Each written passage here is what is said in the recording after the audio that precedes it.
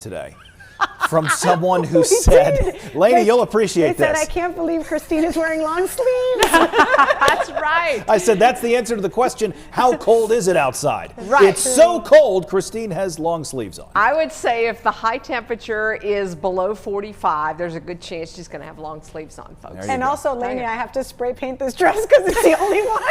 So tomorrow it'll be the same one in purple. There you go. Perfect, right? And I know that there's a limited supply, so we're going to try to keep the air a little bit warmer, right? You can see in Greensboro, we have sunshine across the area today. Of course, we had a mess on the roads this morning in a few spots, but hopefully not as much of an issue tomorrow. One thing you do want to keep in mind is that anything that still be wet out there will likely be refrozen. So we're looking at maybe some patchy black ice out there. We talked about this at the top of the newscast. It's been more than 1,000 days since we've had real measurable snow in Greensboro, and we had a trace in 2023, and then up until today where we saw 0.4 inches at the airport, we'd only had a trace. You had to go back to January of 2022 at 8.2 inches, and then look, it's really been relatively dry as far as snow goes.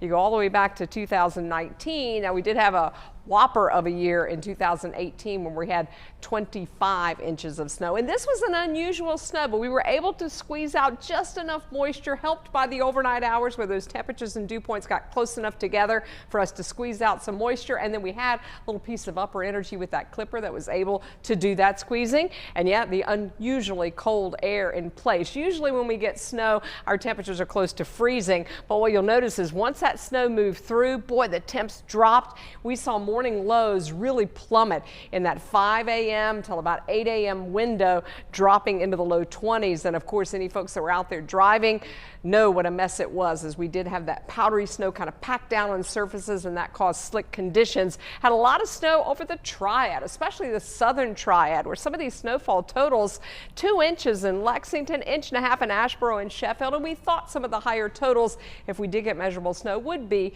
in our southern Triad communities. 1 inch in Thomasville, 1.5 inches in Sheffield. You see about 1/2 inch Jamestown, High Point, Winston-Salem, just under that in Greensboro, Pofftown, and Summerfield. If you're in Surrey and Wilkes County, you got dustings too. Thank you for telling us about the places like Hamptonville, Boonville, Pilot Mountain, all with a light coating of snow.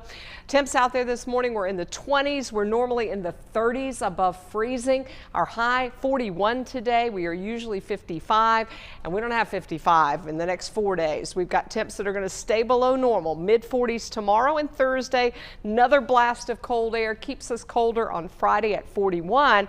We briefly warm up Thursday morning, but then we're back into the teens by Friday morning and into Saturday. Tomorrow morning, 18 degrees on average in the Triad, 14 in the foothills and the mountains.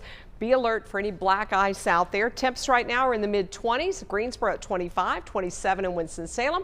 And we've got some teens. Meadows of Dan, Stewart at 17 and 19. Our high tomorrow afternoon, 46. We've got breezes out of the southwest. It's a cold day.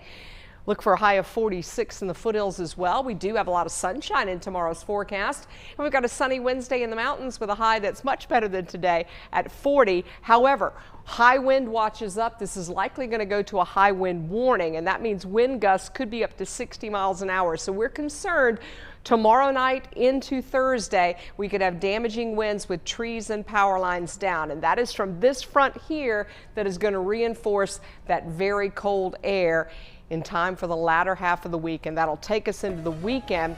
You're going to have very cold mornings out there. We've got the penny campaign drop off at Truist Stadium Saturday morning. Bundle up, but you can stay in your car. I'll be out there to take any of those pennies and donations. We also have lots of parades Saturday and Sunday. Sunday will be the warmer day with highs that are in the mid to upper 50s. Tomorrow.